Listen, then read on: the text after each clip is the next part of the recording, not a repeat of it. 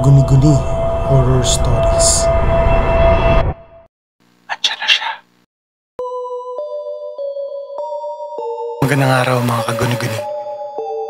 Ang bagong tampok sa ating storya ngayon ay mula sa isang bayan sa Rizal. At dito magsisimula ang kwento. Sa bawat baryong may paling, may talipapa. Doon bumibili ng gulay, isda at karne ng mga tao. Pero sa isang liblib na lugar sa Rizal, may isang talipapa na kilala sa kakaibang murang bili. Bago raw, sariwa raw, ngunit may kapalit at hindi pera ang tunay na bayad.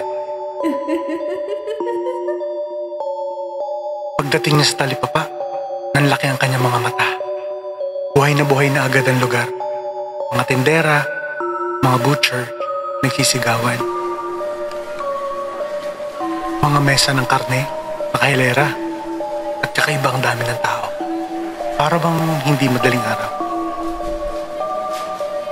Lumapit si Mara sa isang pwesto, isang matandang tindera na nakangiti. Pero kakaibang ngiti, sobrang lawak, halos abot tenga. Karne, iha? Bago lang, sariwa. Tikman mo.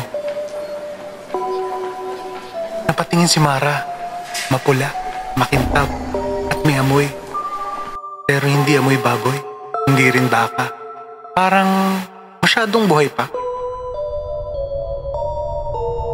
Bumili si Mara ng kalahating kilo. Pag-uwi, agad niya itong niluto. Habang pinuputol niya, parang may nakapansin siya. Ang hibla ng laman, hindi tulad ng baboy, hindi tulad ng baka. Pero hindi niya masabi kung ano eh. Habang nagluluto, kumalat ang amoy. Kakaiba, ngunit nakakaakit. Nang malasahan niya, napakalambot, matamis-tamis, malasa, halos malusaw sa bibig. At sa bawat kagat, parang may tinig na bumubulong. Balik ka bukas. Kinaumagahan, bumalik si Mara, pero mas marami ang tao. At habang bumibili ang mga mamimili, napansin niya, wala nang lumalabas, parang naglalaho lang. Sinubukan niyang sundan ng tingin ng isa.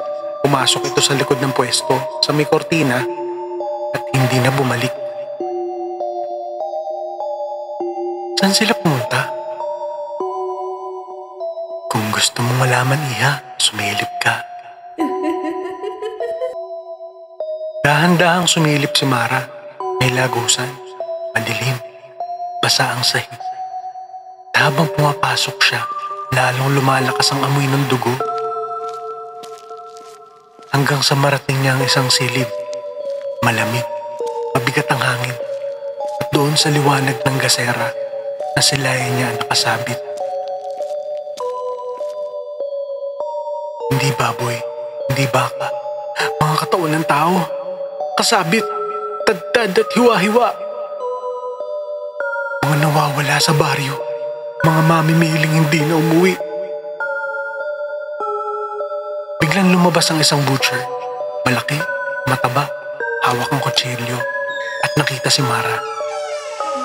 Iha, bago ka lang dito? Bagong putahe. Tumakbo siya, pero mabilis ang butcher. Hinawakan ng kanyang braso. At sa liwanag, nasilayan niya ang mukha nito.